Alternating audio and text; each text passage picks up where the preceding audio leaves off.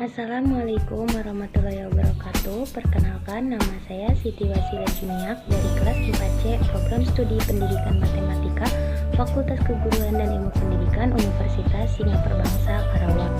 Tujuan pembuatan video pembelajaran ini untuk penilaian ujian akhir semester mata kuliah program linier yang diampu oleh Ibu Indri Nuraini MPD. Dalam mata kuliah program linier ada submateri yaitu metode transportasi. Metode transportasi adalah metode yang digunakan untuk mengatur distribusi dari sumber-sumber yang menyediakan produk yang sama ke tempat-tempat yang membutuhkan secara optimal. Pada tabel awal atau menentukan vesibel awal ada 3 metode. Yang pertama, aturan NWC atau Northwest Corner. Yang kedua, metode SCOS atau biaya terkecil. Dan yang ketiga ada metode FAM atau Vogel Approximation Method.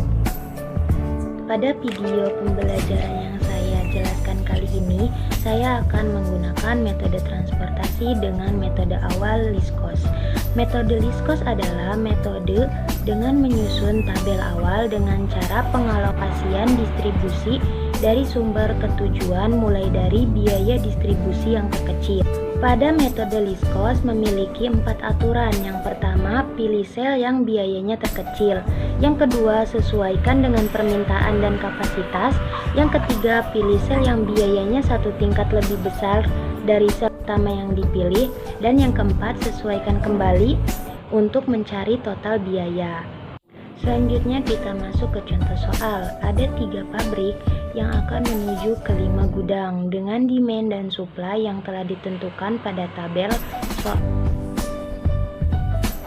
Baik, selanjutnya kita masuk ke cara pengerjaan contoh soal yang telah dibacakan sebelumnya. Di sini saya menggunakan metode LISCOS atau metode dengan biaya terkecil. Di sini ada dari pabrik ke gudang.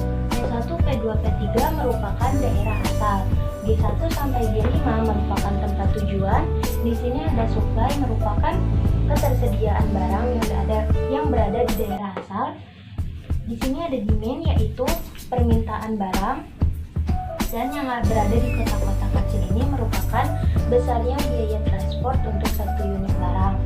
Nah, nanti yang berada di dalam kota-kota kosong ini merupakan jumlah barang yang akan diangkut.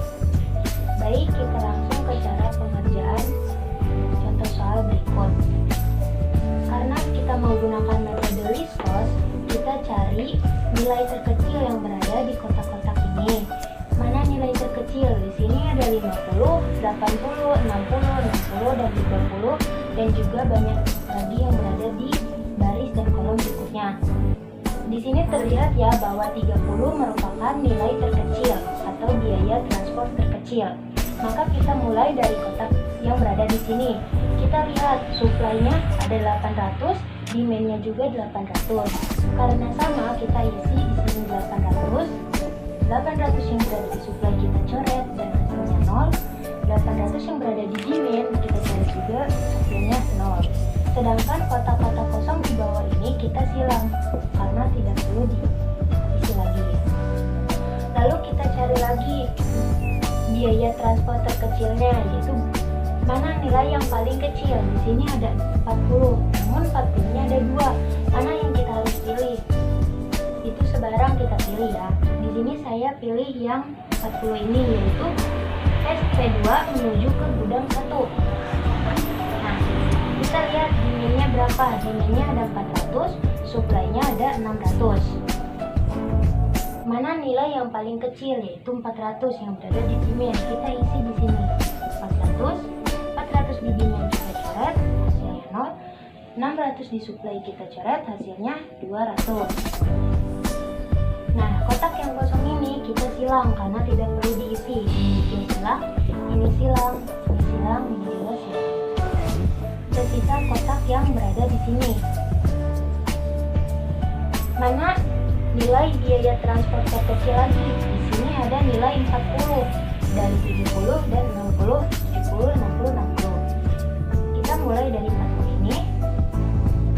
Nilai demand-nya 400, supply-nya 1100. Mana nilai yang paling kecil, yaitu yang berada di demand 400. Kita isikan saja yang berada di demand kita coret, hasilnya 0. 1.100 yang berada di supply kita coret, sisanya 700. Yang kotak di sini kita coret, tidak perlu dikerjakan lagi. Tersisa kotak yang berada di sini.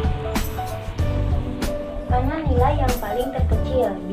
Nilai biaya transport kecilnya ada 60. 60-nya kita pilih sebarang. Di sini saya akan pilih nilai 60 yang di P3 menuju ke G3.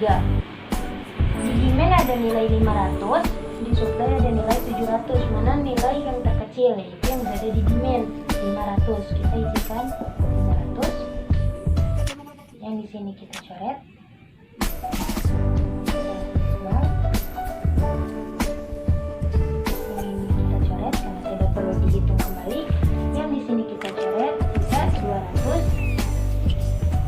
Lalu tersisa 2 kotak di sini. Sama-sama 60. Jadi kita tinggal masukkan nilai yang berada di supply 200, yang di sini juga 200. Yang di demand habis. Di sini habis, yang di sini habis. Nah, setelah kita mengisi semua kotak kosong pada tabel, selanjutnya kita cari total biaya transport, yaitu Z sama dengan CIJ atau besarnya biaya transport yang berada di kotak-kotak kecil ini dikali XIJ, yaitu jumlah barang yang akan diangkut yang berada di kotak-kotak ini. Maka Z sama dengan yang pertama kita dapatkan yaitu 30 dikali 800. Dikali 800 ditambah, kita mulai ke sini, 40 dikali 400 ditambah yang ketiga ini 40 dikali 400 ditambah, lalu ini 60 dikali 500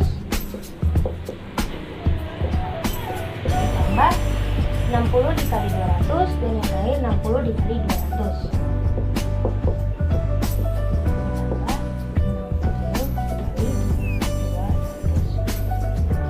30 dikali 800 yaitu 24.000